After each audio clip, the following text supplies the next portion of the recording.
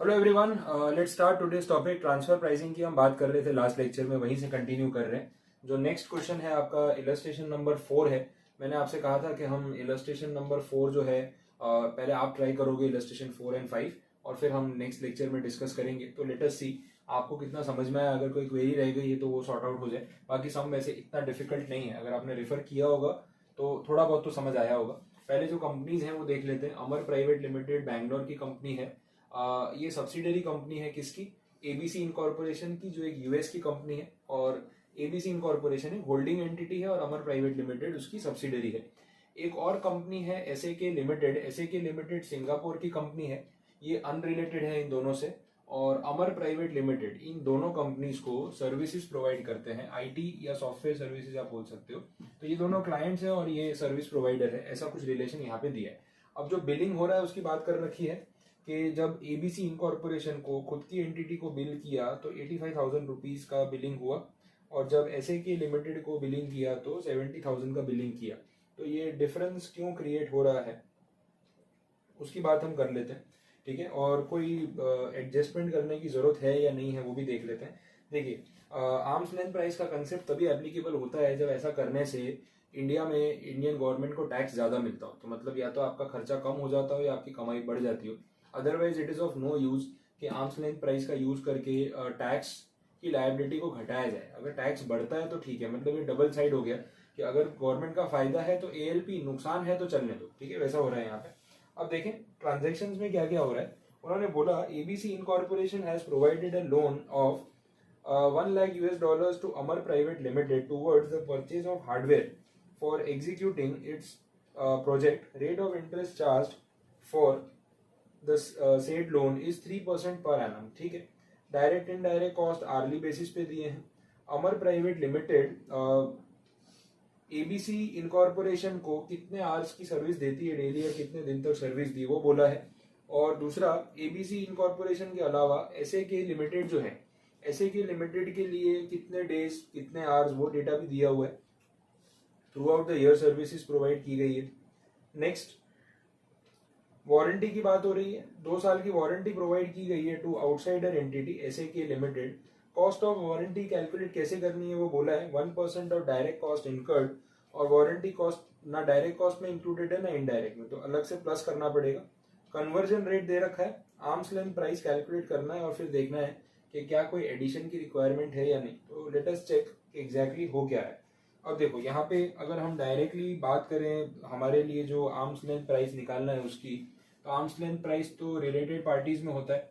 तो जब अमर private limited ने एबीसी इनकॉर्पोरेशन को सर्विसेज दी तो उसमें क्या क्या चीजें इंक्लूड होनी चाहिए। तो एक तो आपका डायरेक्ट कॉस्ट इंक्लूड होना चाहिए, ठीक है। अब डायरेक्ट कॉस्ट के लिए उन्होंने बोला है कि 15 डेज सर्विसेज दी, 9 आवर्स सर्विसेज दी, और जो डायरेक्ट कॉस्ट का रेट है इट इज $100। तो ऐसा करने से हमें जो टोटल अमाउंट है वो यहाँ पे मिल जाएगा। देख लेते हैं। 15 दिन और 9 घंटे डेली और $100, तो ये हो गया $13,500। इसके साथ साथ नेक्स्ट जो वो बता रहे हैं उसमें है इनडायरेक्ट कॉस्ट। इसमें भी यही 15 दिन है, 9 आवर्स है, और इसके साथ साथ $200 है।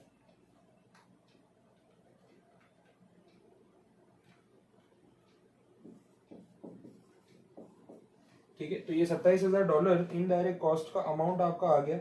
इससे टोटल आपको डायरेक्ट और इनडायरेक्ट कॉस्ट का फिगर मिल जाएगा, इट इज 40,500। ये हो गया टोटल कॉस्ट। और अगर कोई खर्चा एबीसी इनकॉर्पोरेशन की तरफ अमर प्राइवेट लिमिटेड का लग रहा है तो that is the interest cost, तो उसको भी ऐड करेंगे। इंटरेस्ट कॉस्ट के लिए आप गिन सकते हैं $1 लाख के ऊपर 3% पर एनम, ये कैलकुलेशन रहेगा। और ड्यूरेशन अगर कुछ दे रखा हो तो लेट अस चेक।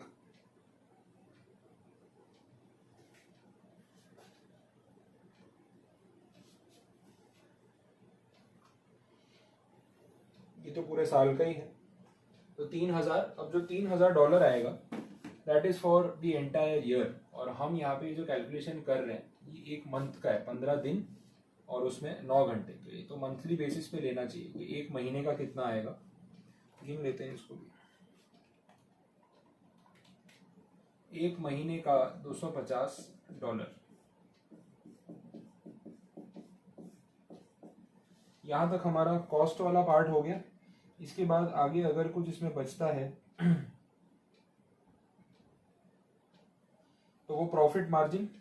अब बिलिंग जो हुआ है ऐसे कि लिमिटेड जो एंटिटी है उसको जो बिलिंग हमने किया है वो $70,000, और एबीसी इनकॉर्पोरेशन को जो बिलिंग किया है, ये सारा कैलकुलेशन जो हम कर रहे हैं ये सॉरी एबीसी इनकॉर्पोरेशन वाला केस है, ठीक है। तो ये बिलिंग एबीसी इनकॉर्पोरेशन को जो किया वो अमाउंट दे रखा है $85,000, ठीक है। 85,000 यहाँ में एक बार लिखता हूँ, आपके अमाउंट ध्यान में रहेगा। इतना एक्चुअल बिल हुआ है, बट कितना बिलिंग होना चाहिए था वही हम ढूंढ रहे हैं, that is the arms length price. तो जो प्रॉफिट हम बाहर वालों से चार्ज करते हैं वही प्रॉफिट इनसे भी चार्ज करना चाहिए था, यही पॉइंट है। तो चेक तो करें कि बाहर वालों से हम कितना प्रॉफिट चार्ज करते हैं, वो हमारे सेल्स का या कॉस्ट का कितना परसेंटेज होता है। तो वो कैलकुलेशन यहाँ पे उन्होंने वो ऊपर वाले टेबल में किया है, अगर आप सॉल्यूशन साथ साथ में देख रहे हैं, ठीक है। तो अब क्योंकि सिमिलर पैटर्न है, मैं पूरा लिख के रिपीट नहीं कर रहा हूँ, उसमें से टैली कर सकते हैं। डायरेक्ट कॉस्ट जोड़ा, इनडायरेक्ट कॉस्ट जोड़ा, पर मंथ बिलिंग निकाला, फिर उसके ऊपर वारंटी कॉस्ट ऐड किया, तो टोटल कॉस्ट आ गया। टोटल कॉस्ट जो है वो आ रहा है 36,120, ये इतना टोटल कॉस्ट आ रहा है। और जो बिलिंग किया गया है वो है $70,000 का, ये टोटल बिलिंग है, ठीक है। तो बिल के सामने कॉस्ट का कितना प्रपोर्शन है वो पता चल गया, तो प्रॉफिट का कितना प्रपोर्शन है वो भी पता चल जाएगा, इसका डिफरेंस तो वो भी निकाला है उन्होंने $33,880। और आप इसको प्रॉफिट को अगर कॉस्ट के प्रपोर्शन में लें या आप सेल के प्रपोर्शन में लें, कोई फर्क नहीं पड़ेगा, किसी भी प्रपोर्शन में ले सकते हैं। उन्होंने यहाँ पे प्रॉफिट मार्जिन टू कॉस्ट निकाला है, ठीक है।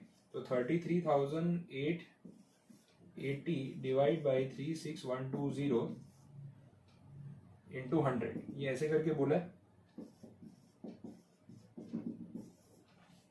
93.80% आ रहा है। तो कहीं ना कहीं अगर ये कॉस्ट है तो इसके हिसाब से भी हमें 93.80% का रेशियो ध्यान में रख के सेलिंग प्राइस निकालना है, तो वो हम निकाल सकते हैं। मैं डायरेक्टली अमाउंट ले रहा हूँ, जो अमाउंट आएगा that will be the ALP, and ALP आ रहा है $7,897, ठीक है। लेकिन जो एक्चुअल बिल बना है वो कितना है, $85,000। मतलब ALP के हिसाब से मिनिमम इतना चार्ज करने चाहिए थे, और आपने तो ज्यादा ही चार्ज किए। मतलब इंडिया में इनकम ज्यादा आई है ना, तो क्या इसमें या 85,000 में और कुछ एड ऑन करने की जरूरत है, कुछ माइनस करना है? नहीं, दिस इज परफेक्टली ओके। मतलब ऐसा मेहनत जो हमने की ये सिर्फ वेरीफाई करने के लिए थी, फालतू है, इसके अंदर कोई एडिशन नहीं होने वाला। क्लियर, ये चीज समझ आ गई। तो ये था आपका इलस्ट्रेशन नंबर 4, ठीक है। सेम पैटर्न पे इलस्ट्रेशन नंबर 5 है। अगर आपको कोई डाउट है तो आप इंडिविजुअली मैसेज करना, तो उस बेसिस पे ही मैं वो वाला सम करवाऊंगा, अदरवाइज कोई नीड मुझे नहीं लग रही है। फिर भी आपका डाउट है तो आप बोल देना, मैं उसको सॉल्व करवा दूंगा। चलिए, इसके बाद हम देख लेते हैं जो नेक्स्ट क्वेश्चन है, that is the illustration number 6।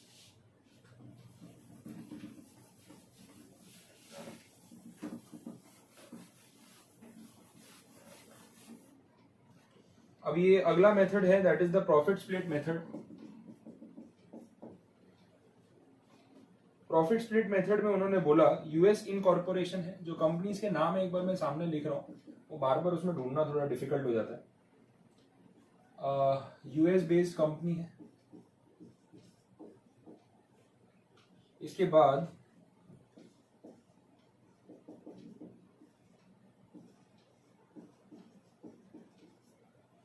ये जर्मनी की कंपनी है और है भारत लिमिटेड। गेस करो ये कहाँ की कंपनी है। अब बोला है US incorporation of US, GG limited of Germany, Bharat limited of India are associated enterprises. मतलब ये तीनों जो हैं ये एसोसिएटेड एंटरप्राइजेस हैं। जो जो इन्फॉर्मेशन पता चलती है आप लिखते जाओ। Bharat limited develops software and does both on site end of site consultancy. ठीक है, तो मेन काम डेवलपमेंट का हमारा है, ठीक है, अच्छी बात है। आगे जीजी limited which has world wide presence received an order from PQ limited for developing a software.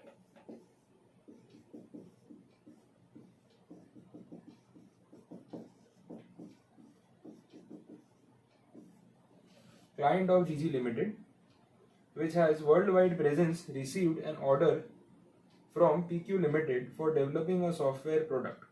In order to execute the same, Bharat Limited, US Incorporation, and GG Limited have each contributed integrally to develop the product. मतलब PQ Limited से जो order आया उसको develop करने में तीनों ने अपना अपना contribution दिया. इतना तो पता चल रहा है. आगे क्या हुआ है थोड़ा अमाउंट्स पे चलते हैं. GG Limited finally delivers the product to the PQ Limited and receives a consideration of $250,000. तो consideration की बात कर लेते हैं.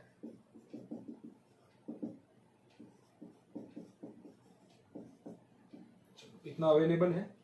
आगे हम देखें. GG Limited in turn pays to Bharat Limited, US Incorporation, a sum of $60,000 and $50,000. तो मैं इसके 3 हिस्से कर सकता हूँ. US Incorporation, GG Limited और भारत लिमिटेड, तीनों को क्या क्या मिला इसमें से.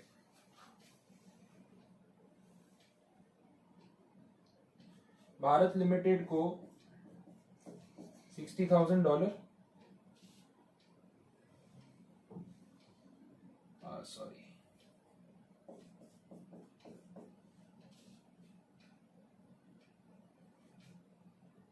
यूएस इनकॉर्पोरेशन को है $50,000 ये बोला हुआ है. And keeps the balance for it self. वो अपने गिन सकते हैं. 1,10 है, ये 2.5 लाख है, तो ये हो गया 1,40, 2 और ये 2.5. ठीक है, तो टोटल $250,000. आगे बढ़े. GG Limited in turn pays to Bharat Limited, अच्छा ये अमाउंट हो गया. In the entire transaction, a profit of $50,000 is earned. ये इसमें से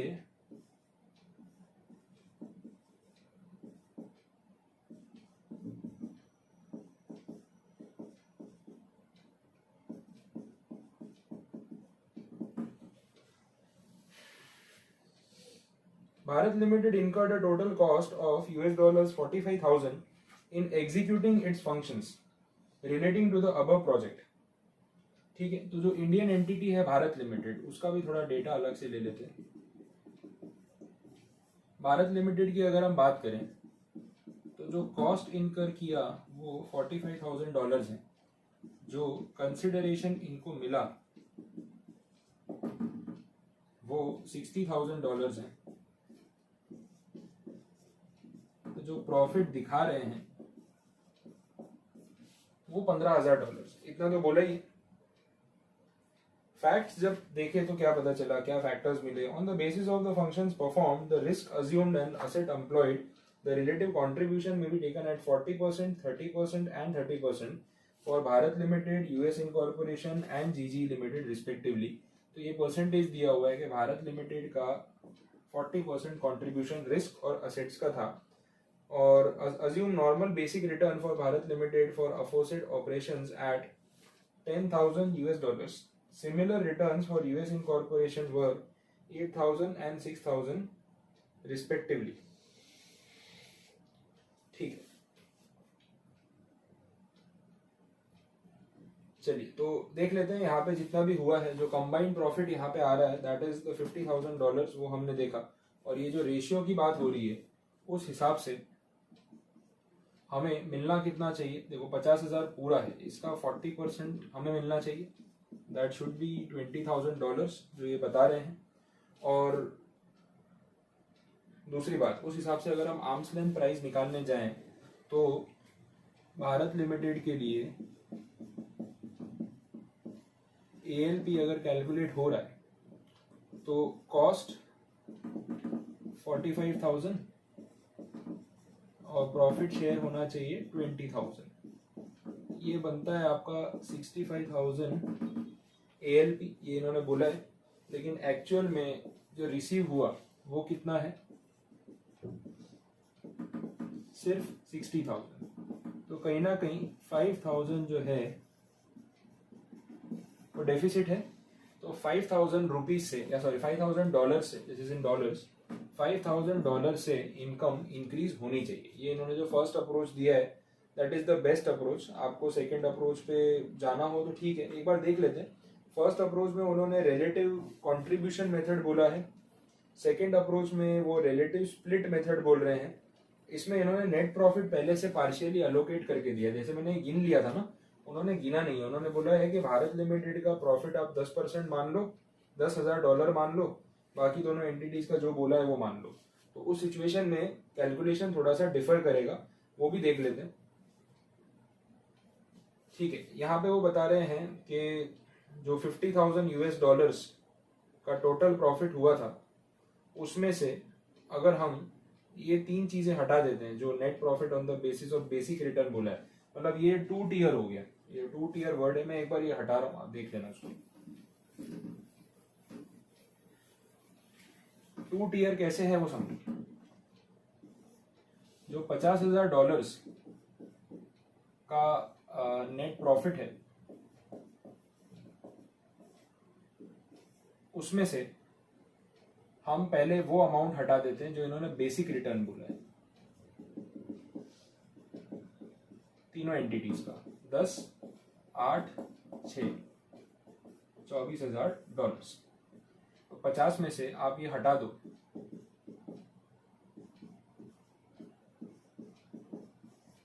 बेसिक, बाकी कितना बचेगा 26। This is the remaining amount.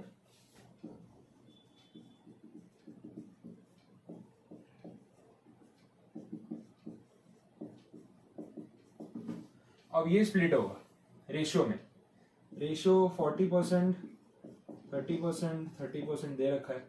अपनी एंटिटी का है 40%, तो वो गिन लेते हैं, ये होगा $10,400, और इसमें हमारा वाला इंक्लूडेड था $10,000। तो ये एक, ये दो, ठीक है। तो अगर ये कैलकुलेशन हम करते हैं तो फिर ये वाला पार्ट चेंज हो जाएगा। पार्ट में चेंजेस क्या आएंगे, मैं यहीं पे अमाउंट पूरे बदल देता हूँ। कॉस्ट तो सेम रहेगी एक्चुअली। प्रॉफिट की बात करें तो दिस विल बी 20,400, ये हो जाएगा 65,400, और एक्चुअल में कितना आया 60। तो डिफरेंस में कितना बचा $5,400। तो ये सारे पॉइंट्स की बात यहाँ पे हो रही, ठीक है। ये बोला हुआ, ये हो गया आपका इलस्ट्रेशन नंबर 6, ठीक है। अब इसके बाद एक और सम है which is regarding illustration 7, transactional net margin method, ठीक है। अब ये लास्ट मेथड है जिसके बेसिस पे हम ALP गिनते हैं। तो पहले एक बार आप इस वीडियो में इतने लेक्चर्स, मतलब इतने सम्स जो है वो कंप्लीट कर लो। नेक्स्ट वीडियो में मैं ये इलस्ट्रेशन 7 से स्टार्ट करके ले लूंगा, और उसके बाद के सम्स काफ़ी सिंपल हैं। तो इलस्ट्रेशन 11 है, 13 है, 14 है, ये 15 है, 4-5 सम्स बाकी है। तो आई होप कि हम नेक्स्ट लेक्चर में सारे रिमेनिंग सम्स जो है वो कंप्लीट कर सकते हैं। तो यहाँ तक आपको इन सम्स में अगर कोई डाउट हो, 4 और 6 मैंने करवाया, 5 सिमिलर है, तो आपको एक बार ट्राई करना है। कोई क्वेरी है तो आप पूछ लो, ठीक है, क्लियर कर लो, और नेक्स्ट लेक्चर में हम बाकी के जो सम्स हैं उसको भी कंप्लीट करते हैं, ठीक है। Thank you so much.